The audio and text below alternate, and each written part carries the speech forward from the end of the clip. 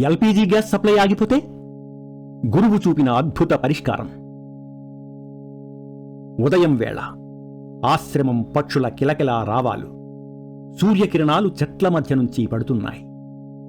గురువుగారు ఆనందాచారి ప్రశాంతంగా చిరునవ్వుతూ వంటగది నుండి తీసుకొచ్చిన కూరగాయల తొక్కలు, ఆహార వ్యర్థాలను ట్యాంకులో నెమ్మదిగా వేస్తున్నారు.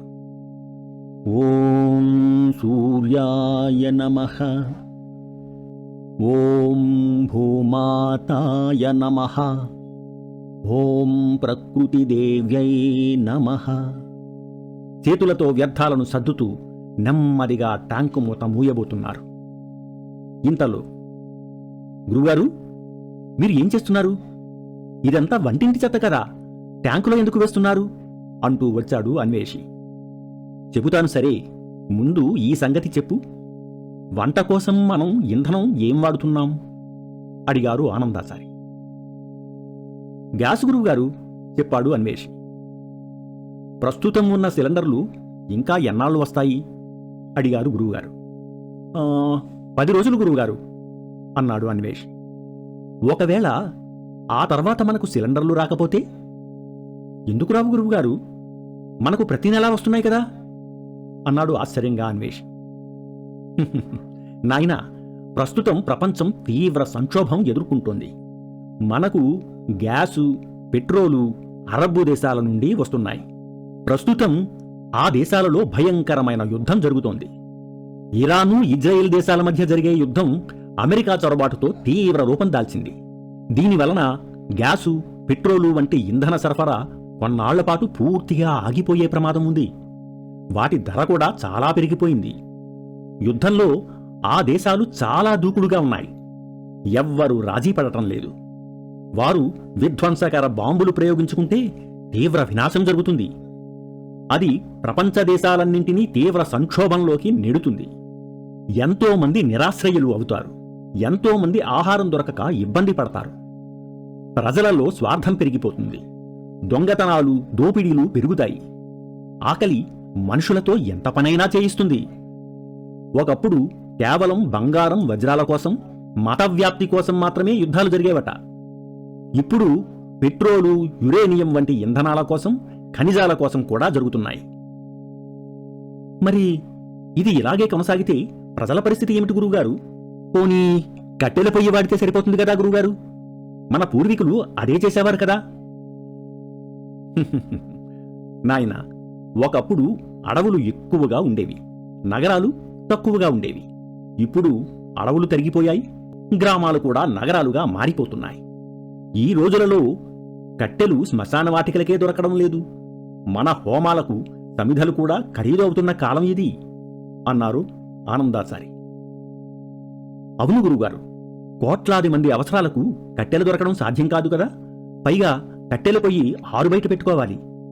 ఒకప్పుడు పెద్ద పెద్ద ఆవరణలతో ఇళ్లు ఉండేవి, ఉమ్మడి కుటుంబాలు ఉండేవి.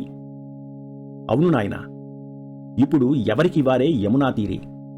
ప్రజలు చిన్న చిన్న కుటుంబాలుగా విడిపోయారు. ఎన్నో ఇళ్ళు, ఎన్నో పొయ్యలు, ఎన్నో వంటలు అంటూ బాధగా అన్నారు ఆనందాచారి. అవును గురువుగారు, హోటళ్ల సంఖ్య కూడా పెరిగిపోయింది గురువుగారు. అనేక మంది ప్రజలు హోటళ్లు, రోడ్డు పక్క తినుబండారాల వ్యాపారాలతో జీవనం సాగిస్తున్నారు. వాళ్ల అవసరాలకు కట్టెపొయ్యలు నిజంగానే చాలవు. అన్వేషి, ఇన్ని కోట్ల మంది కట్టెల పొయ్యలు వాడితే కాలుష్యం పెరిగిపోతుంది కూడా. మరి ఎలా గురువుగారు? ఇదివరకు కిరోసిన్ స్టవ్లు వాడేవారుగా, పోనీ మళ్లీ అవే వాడితే అన్నాడు దీర్ఘంగా ఆలోచిస్తూ అన్వేషి. నాయనా, మనకు కిరోసిన్ వచ్చేది కూడా ఆ విదేశాల నుండే. పోనీ బొగ్గులు, కుంపట్లు? వాటి వలన కూడా కాలుష్యమే కదా నాయనా. పైగా ఇప్పుడు అవి కూడా ఇన్ని కోట్ల మందికి అందుబాటులోకి రావడం సాధ్యపడకపోవచ్చు. భూమిని తొలిచి బొగ్గు తీస్తున్నా విద్యుత్ ఉత్పత్తికి చాలడం లేదు కదా. విద్యుత్తు అంటే గుర్తుకు వచ్చింది. పోనీ విద్యుత్తే వాడితే? బాగుంది. ఇప్పుడు ఇండక్షన్ స్టవ్లు మార్కెట్లోకి వచ్చినా జనం ఎందుకు ఇంకా గ్యాస్ కోసం తాపత్రయపడుతున్నారంటావు? కరెంటు గ్యాస్ కన్నా తక్కువే కదా గురువుగారు. కానీ ఎందుకు భయం? షాక్ కొడుతుందనా? ఇన్ని కోట్ల మంది ఒకేసారి కరెంటు స్టవ్లపై ఆధారపడితే గ్రిడ్ సిస్టమ్ కూడా సహకరించకపోవచ్చు. విద్యుత్ సరఫరా నిలిచిపోవచ్చు.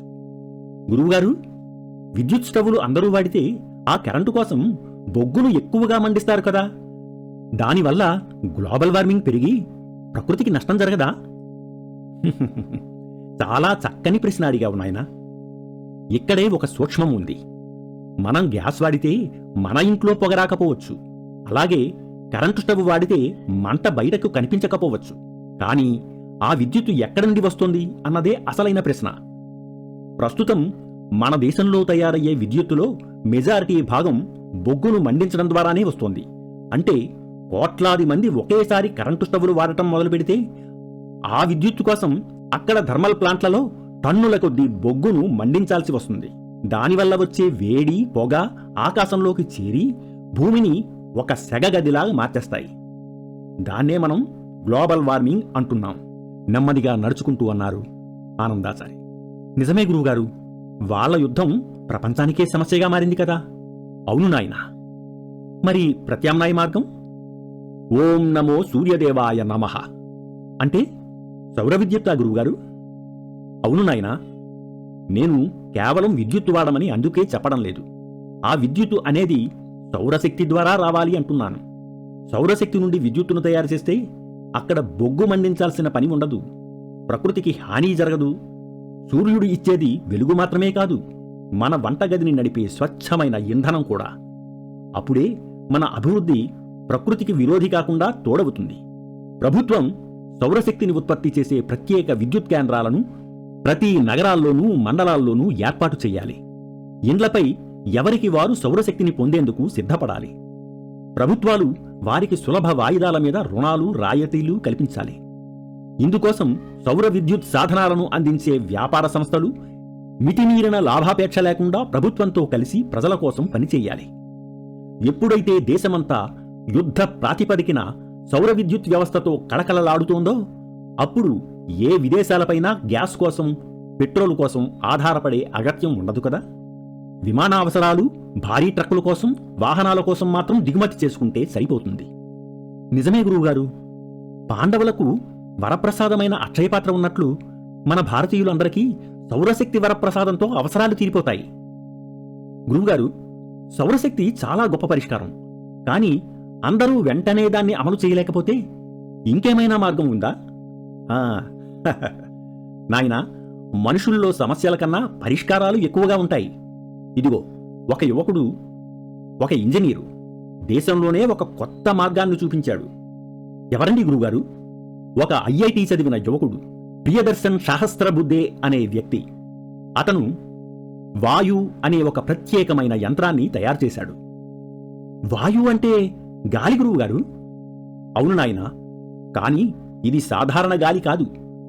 మన ఇళ్లల్లో రోజూ పడేసే వంటగది చెత్త, కూరగాయల తొక్కలు, మిగిలిన ఆహారం ఇవన్నీ కలిపి ఈ యంత్రంలో వేస్తే అది వంట గ్యాసుగా మారిపోతుంది.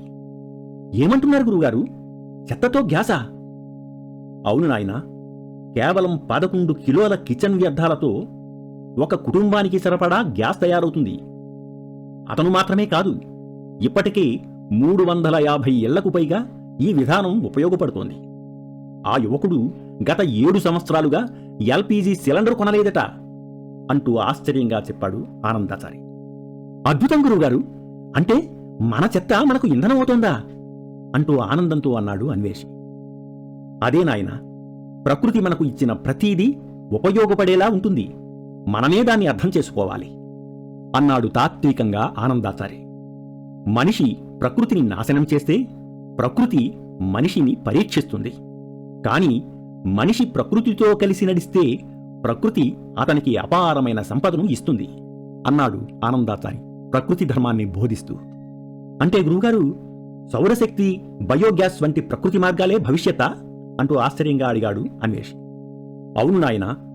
మనకు కేవలం బొగ్గు, నీరు వలనే కాకుండా సూర్యకాంతి వలన, గాలి వలన కూడా విద్యుత్తు లభిస్తుంది. పెద్ద పెద్ద గాలి యంత్రాలతో విద్యుత్ ఉత్పత్తి చేస్తున్నట్లే ఈ మధ్య పూల టర్బైన్లతో కూడా ఉత్పత్తి చేస్తున్నారు. వీటిని సోలార్ సిస్టమ్కి కూడా జోడించవచ్చు. ఇందువలన పగలు సౌరశక్తితోనూ, రాత్రి పూల టర్బైన్లతోనూ నిరంతరంగా విద్యుత్ ఉత్పత్తి చేసుకోవచ్చు. వీటిని ఇంటి పైకప్పుపై సులభంగా అమర్చుకోవచ్చు కూడా. కొత్తగా ఆవిష్కృతమైన టెక్నాలజీని వివరిస్తూ గురువుగారు అన్వేషికి చెప్పారు. అప్పుడు అన్వేషి చాలా ఆనందంగా, భలే భలే బాగుంది గురువుగారు, ఇంకా వీటిని ఉపయోగిస్తే కాంతికి వంటకి సమస్యే ఉండదు. మరి ఇవి మనకు చవకగా దొరుకుతాయా అడిగాడు అన్వేషి. లేదు అన్వేషి, ఇవి చాలా ఖర్చుతో కూడుకున్న పని. ప్రభుత్వం ఎంత రాయితీలు కల్పించినా ఒకేసారి 3 లక్షల కనీస ఖర్చు ఉంటుంది అన్నాడు ఆనందాచారి. అయ్య బాబోయ్, అంత పెట్టుబడి అంటే మనబోటి సామాన్య మధ్య తరగతి ప్రజలకి కష్టమే కదా గురువుగారు అన్నాడు అన్వేషి. అవును నాయనా, అందుకే మనబోటి వారికి ఈ బయోడైజెస్టర్ విధానమే సులభమైనది. తక్కువ ఖర్చుతో ఎక్కువ లాభం. భవిష్యత్తు యుద్ధాలలో కాదు, మనకు ప్రకృతి ప్రసాదించే సహజ శక్తుల్లో ఉంది. నాయనా, మనం చెత్తగా భావించేది ప్రకృతి దృష్టిలో నిజమైన సంపద అన్నారు గురువుగారు. అయితే మీరు ఈ గోతిలో చెత్త పోస్తున్నది దీని నుండి సహజ సిద్ధమైన వంట గ్యాస్ ఉత్పత్తి చేయడం కోసమా గురువుగారు అంటూ ఆశ్చర్యంగా అడిగాడు అన్వేషి. అవును నాయనా, ఈ నిలువ చేసిన వ్యర్థాల నుండి వచ్చిన గ్యాసు ఈ పంపు గుండా ఆ పక్కన ఉన్న ఖాళీ ట్యాంకులోకి వెళుతుంది. దానికి గట్టిగా మూత బిగించి పెట్టాను.